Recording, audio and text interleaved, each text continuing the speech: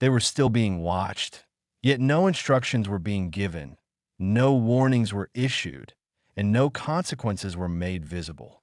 If no one was ordering them to stay, why did leaving begin to feel like a risk rather than a choice? When freedom remained technically available, why did it stop feeling relevant to their daily decisions? At what point does captivity stop needing walls and guards and begin to function through hesitation alone? And how long can a person remain still, not because he is forced to, but because movement itself no longer feels safe?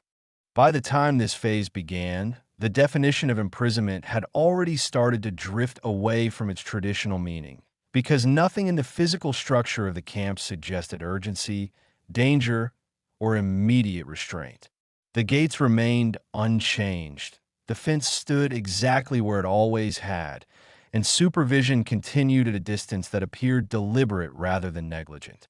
From an external perspective, there was no escalation, no tightening of control, and no visible reason for hesitation. Yet internally, the atmosphere had grown heavier with each passing day. They understood their status clearly enough because they were still officially prisoners of war, recorded, counted, and acknowledged by the system that surrounded them. However, the practical implications of that status had begun to feel strangely hollow, since imprisonment usually relies on force, threat, or resistance, and none of those elements were actively present. Instead, the camp operated through an absence of interference that required constant interpretation, forcing each man to evaluate his position without guidance.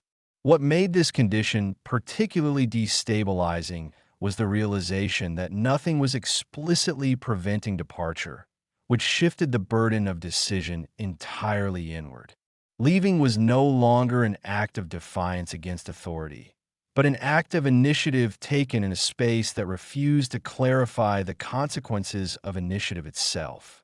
Without opposition to react against, movement became ambiguous, and ambiguity proved more difficult to confront than restriction. Some men approached the perimeter without the intention of crossing it, standing close enough to observe the space beyond while remaining firmly inside the boundary. These moments were not rehearsals for escape, but attempts to measure an internal response, as though proximity alone might restore clarity. Instead, the closer they stood, the more distant the outside world appeared, not physically, but psychologically, because the meaning of departure had become detached from urgency. The guards continued to observe without intervening, their silence reinforcing the sense that no correction would be offered, regardless of what choice was made. This absence of response did not create freedom, but uncertainty, and uncertainty demanded caution.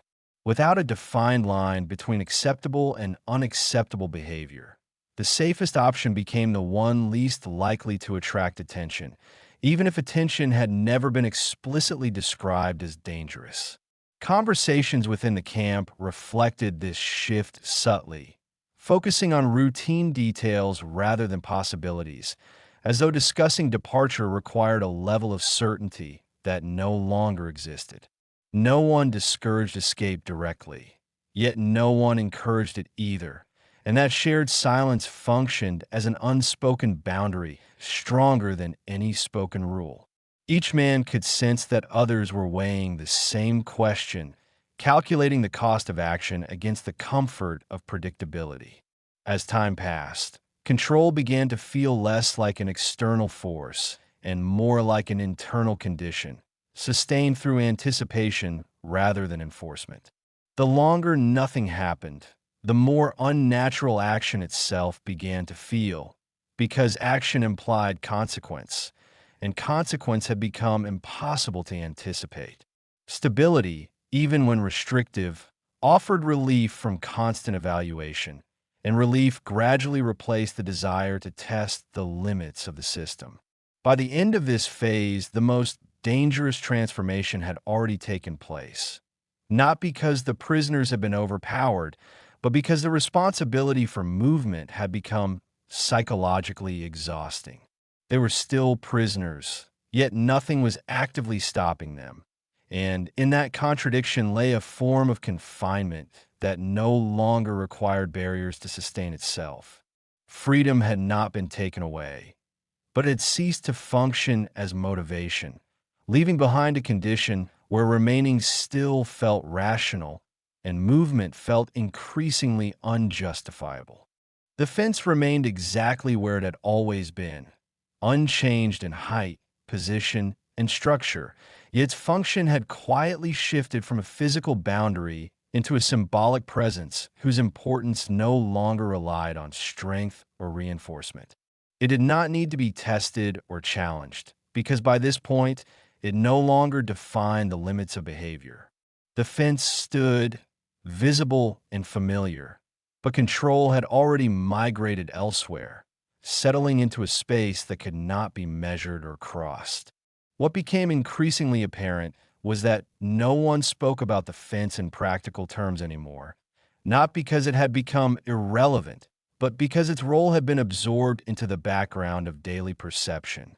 It existed as part of the environment rather than as an obstacle, much like the ground beneath their feet or the air they breathed. And in becoming ordinary, it lost the urgency that once made it something to react against. Some prisoners would pause near it during routine movement, not to inspect it, but to acknowledge its presence without engaging with it, as though proximity alone fulfilled an unspoken requirement. These pauses were brief and uneventful, yet they carried weight because they revealed how the boundary had been internalized.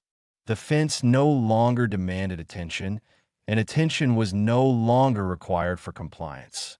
Control, once associated with authority, orders, and enforcement, now functioned through expectation and anticipation. No one needed to explain what would happen if the boundary were crossed, because explanation would have introduced clarity, and clarity was precisely what the environment avoided. In the absence of defined consequences, imagination filled the gap, and imagined outcomes often felt heavier than real ones. The guards remained present but distant, their role reduced to observation rather than intervention, reinforcing the sense that oversight did not need to manifest through action. Their stillness suggested confidence rather than neglect, as though the system no longer relied on correction to maintain order. This subtle shift transformed the meaning of control from something imposed to something assumed. Within the camp, behavior began to align around this assumption. Movement adjusted itself naturally, avoiding edges without instruction, maintaining spacing without enforcement, and respecting limits that were never verbalized. The lack of direct control did not produce disorder, but a quieter form of discipline, one that required no reminders because it had already been accepted as normal. What made this stage particularly disorienting was the realization that the fence could no longer be blamed for restraint. It was no longer the reason people stayed where they were, and without that external justification, the cause of immobility became difficult to locate. Responsibility shifted inward, where it was less visible and more exhausting to confront. The camp continued to function without incident, day after day, reinforcing the illusion that stability had been achieved naturally. Yet beneath this surface calm, something fundamental had changed because the boundary that mattered most was no longer physical. Control had detached itself from structures and relocated into habit, routine, and shared expectation, where it could operate continuously without resistance. By the end of this phase, the fence still stood, casting the same shadow it always had, but it no longer defined captivity in any meaningful way. The real limit had already been crossed silently, not by stepping over a boundary, but by accepting that boundaries no longer needed to be tested. In that acceptance, control completed its transition, becoming invisible, efficient, and nearly impossible to challenge, because it no longer appeared to exist at all. As time continued to pass without interruption, the camp entered a phase where sound itself began to withdraw, not because silence was imposed, but because expression gradually lost its function within an environment that offered no response. Voices did not disappear abruptly, nor were they suppressed by rule or threat. Yet conversation thinned until it became sparse and cautious, shaped less by fear of punishment and more by uncertainty about relevance. What unsettled the prisoners most was that nothing in the camp reacted to this withdrawal. The guards did not acknowledge it, routines did not change, and no effort was made to reintroduce interaction or explanation, which suggested that silence had not been noticed because it had been expected. In the absence of feedback, speech began to feel inefficient, as though words required energy without producing effect. Each man noticed this shift independently before recognizing it collectively. Conversation shortened, then softened, then stopped altogether unless absolutely necessary, not because trust had vanished, but because articulation no longer clarified anything. Questions remained unasked, not due to fear their answers, but because answers no longer seemed possible within a system that avoided definition. The silence did not create tension in a dramatic sense, but a steadier form of psychological pressure that accumulated quietly. Without verbal exchange, thought turned inward, where it repeated itself without interruption, magnifying doubt rather than resolving it. The absence of shared interpretation forced each individual to navigate uncertainty alone, even while surrounded by others experiencing the same condition. Guards continued their observation from a distance, neither encouraging interaction nor discouraging it, allowing silence to settle naturally into the structure of daily life. Their lack of response reinforced the impression that nothing required acknowledgement, and that communication itself had become unnecessary to the functioning of the camp. Control did not need to speak because behavior had already aligned.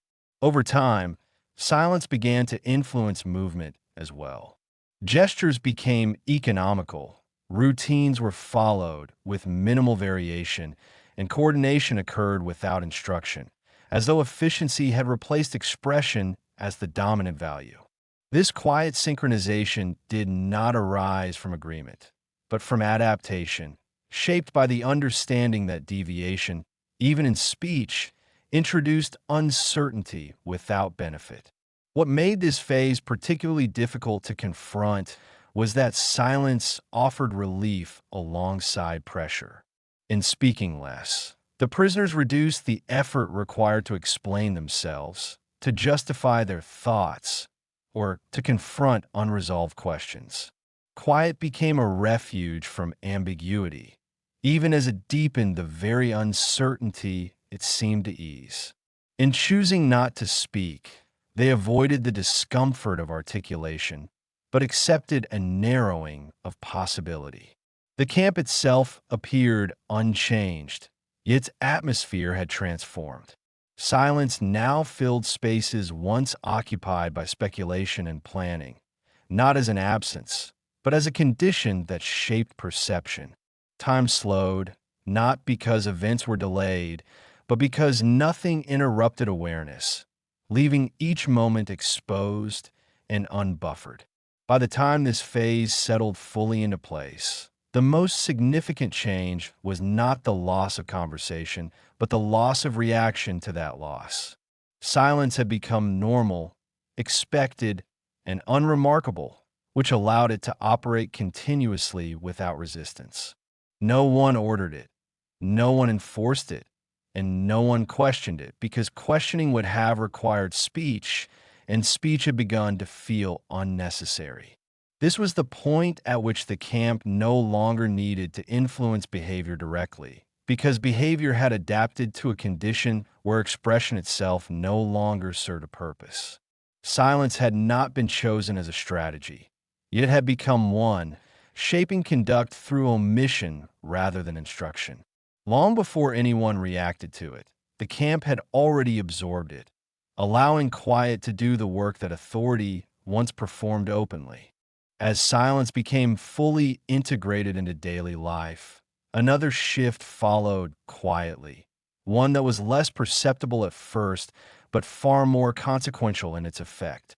The absence of sound had created space for internal adjustment, and within that space, the meaning of freedom itself began to change, not through denial, but through gradual disengagement. Freedom still existed as an idea, but it no longer occupied the same position in the mind because it no longer aligned with the emotional logic required to endure the present. The prisoners continued to understand, at least intellectually, that the boundaries surrounding them were not absolute. Yet this understanding no longer translated into impulse. Possibility had not vanished, but it had become abstract, detached from the rhythms of daily behavior. Acting on freedom required imagining disruption, uncertainty, and responsibility, while remaining still offered predictability and psychological economy. Over time, the mind began to favor what was manageable over what was possible. This transformation did not arrive as resignation, because resignation implies awareness of loss, and that awareness had softened. Instead, it appeared as recalibration, a subtle reordering of priorities shaped by repetition and routine. The camp did not demand that freedom be forgotten, but it offered a structure in which freedom became less immediately relevant, allowing attention to narrow toward what was necessary to maintain stability rather than what might restore autonomy. Routine reinforced this shift without effort.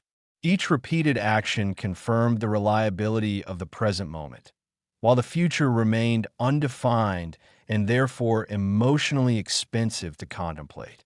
When days unfolded without variation, anticipation lost its sharpness, and with it, the urgency that once accompanied thoughts of departure.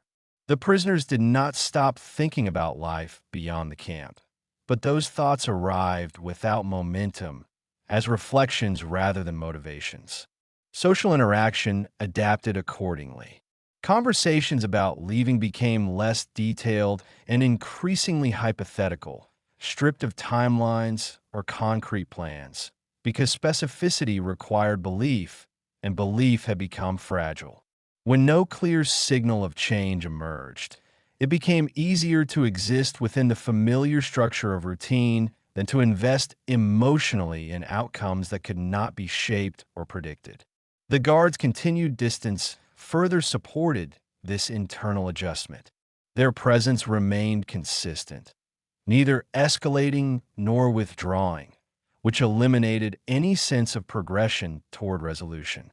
Without visible pressure or threat, resistance lost its reference point, and without resistance, freedom ceased to function as a force that demanded response.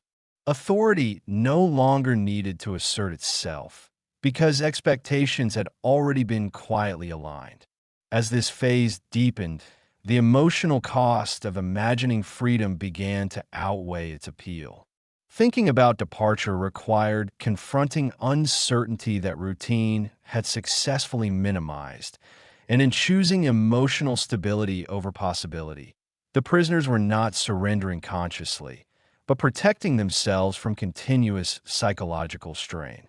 In this way, freedom became distant not because it was forbidden, but because it was no longer emotionally efficient to pursue. By the end of this phase, the most profound change was internal. The camp had ceased to feel like a temporary interruption and had instead become the framework through which daily life was interpreted. Adaptation had reached a point where stillness felt safer than movement, and continuity felt preferable to change. Without force, without command, and without overt restriction, the conditions had reshaped perception itself, preparing the ground for a final adjustment in which remaining no longer felt imposed, but chosen. By the time this final phase began to take shape, the adjustment that had been unfolding quietly was no longer tentative, but complete enough to influence behavior without conscious deliberation. The camp no longer felt like an external condition to be endured, but like a stable environment around which internal expectations had reorganized themselves. What once required effort to accept now required effort to question, because questioning introduced uncertainty that no longer felt necessary to confront. Choice still existed in theory, but its practical relevance had diminished. Acting required energy, justification, and emotional risk, while remaining within routine demanded nothing beyond continuation. Over time, this imbalance reshaped the way decisions were evaluated, not through fear of consequence, but through calculation of psychological cost. The mind began to favor paths that preserved equilibrium, even if those paths led nowhere beyond the present moment. What made this stage particularly effective was that it did not feel restrictive. There was no sensation of being held back, no immediate awareness of loss, and no confrontation with authority that might provoke resistance. Instead, there was continuity, a steady rhythm that discouraged disruption simply by making disruption feel unnecessary. The camp did not insist on obedience, yet obedience emerged naturally as the most efficient way to exist within its structure. Interactions reflected this internal resolution. Differences in outlook and intention became less visible, not because individuality had vanished, but because expressing divergence required energy that few were willing to spend. Uniformity developed not through agreement, but through quiet convergence, as each individual arrived independently at the same conclusion about how best to endure without strain. The guards remained present, but largely irrelevant to daily decision-making. Their authority persisted, yet it no longer needed to intervene because behavior had already aligned with expectation. Observation replaced enforcement, and consistency replaced threat, allowing control to function invisibly. The absence of pressure confirmed what had already been internalized, that regulation no longer required external input. At this point, remaining within the boundaries of the camp no longer felt like a temporary compromise, but like the default condition around which life now unfolded. The outside world still existed as memory and abstraction, but it no longer exerted the same pull, because engaging with it required reopening questions that had been deliberately set aside. Stability, even when artificial, offered relief from the ongoing effort of evaluation and doubt. What distinguished this phase from resignation was its quiet logic. There was no sense of defeat, no moment of acknowledgement that something had been lost, only a gradual narrowing of focus that made endurance possible without constant emotional fluctuation. By limiting expectation, disappointment could be minimized, and by minimizing disappointment, the present could be tolerated without resistance. In this way, acceptance did not arrive as a conscious decision, but as a byproduct of adaptation. The prisoners had not declared allegiance to their confinement, yet they had learned how to live within it without feeling continuously constrained. Control no longer needed to be imposed, because it had been absorbed into the internal logic of survival, shaping behavior through preference rather than prohibition. By the end of this stage, the most decisive change was invisible. The camp had not tightened its grip, yet movement had slowed to the point where stillness felt natural. Freedom had not been removed, but it no longer functioned as a motivator, having lost its urgency through repetition and restraint. The conditions no longer needed to compel compliance, because compliance had become the path of least resistance, chosen not out of fear, but out of familiarity. This marked the closing of a psychological cycle. Once remaining felt safer than leaving, the environment no longer needed to assert itself. The question was no longer whether escape was possible, but whether the impulse to escape still existed at all. And in that quiet absence of impulse lay the most enduring form of confinement, one that required no walls to sustain it. Nothing visible marked the end of this process, because nothing had needed to announce itself. The camp remained unchanged. Routines continued as they always had, and no final decision was ever made out loud. Yet the transformation had already settled fully into place. What began as adaptation had matured into habit, and habit no longer required justification. The prisoners were not restrained by force, nor were they compelled by threat, but by an internal balance that favored stillness over uncertainty. Freedom had not been taken away, but it had been quietly displaced, no longer shaping behavior or demanding response. In learning how to endure the present, something essential had shifted, leaving behind a question that would not surface until much later. When the structures eventually disappeared, the habits formed within them would not vanish so easily. And in that delay, in that lingering adjustment, lay the most difficult realization of all, that captivity does not always end when the gate opens, and that the longest confinement is often the one that continues silently, long after there is nothing left to hold you in place. If you enjoyed this documentary and want to discover more untold stories from World War II, make sure to subscribe to WWII Chronicle Vault. Your support helps us bring history back to life, one forgotten story at a time.